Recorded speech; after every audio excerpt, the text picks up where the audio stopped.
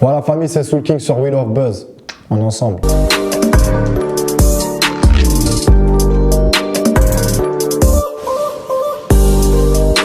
Ça vient de One Piece, c'est un personnage dans One Piece en fait, qui s'appelle Brook et son nom d'artiste c'est Soul King.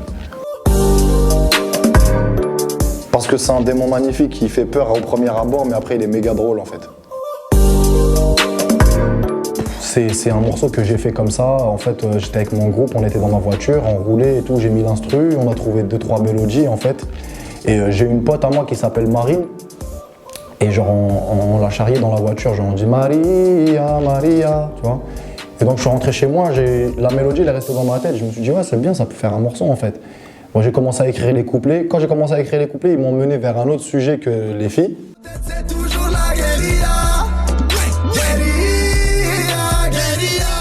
Et donc quand je suis arrivé au refrain, je me suis dit je peux pas dire Maria, je me suis inspiré du morceau Che Guevara de Che Guevara. Et du coup j'ai fait Guerilla, Guerilla, voilà. Parce que déjà il y a le thème qui s'y prête, c'est-à-dire quand Dalida dans sa chanson elle dit parole, elle s'adresse aux mecs qui lui donnent des faux espoirs et qui lui font des fausses promesses. Écoute-moi.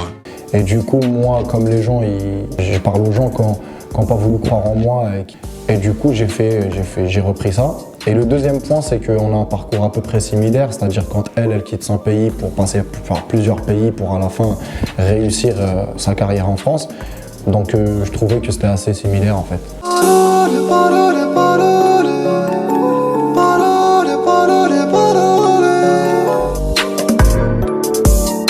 J'écoute beaucoup de rap américain, beaucoup de rap français, beaucoup de rap maghrébin.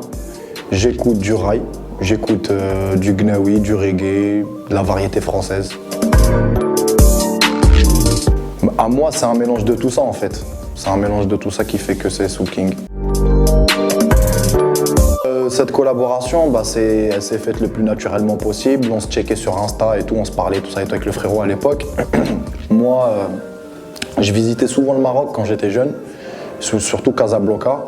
Et donc du coup, en vacances, je voulais venir à Casa, je voulais venir visiter Casa. Et je me suis dit, comme on parlait avec Haliwa sur Insta, je lui ai dit, vas-y frérot, je suis de passage à Casa et tout.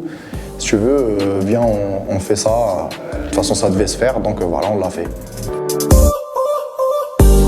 C'est quand j'ai fait festival Ifren, je crois, et j'ai fait tomber mon téléphone en fait. Je filmais le public et mon téléphone il a volé comme ça, il est tombé. Et je suis descendu, je l'ai cherché, les gens qui m'attendaient. Je suis remonté sur scène, j'ai regardé le téléphone, je dis il est pas cassé, c'est bien, on continue. C'est ma deuxième famille, après mon père, ma mère, mes frères et sœurs, c'est eux. Enfin, je passe la plupart de mon temps avec soit ma famille ou soit avec mon groupe.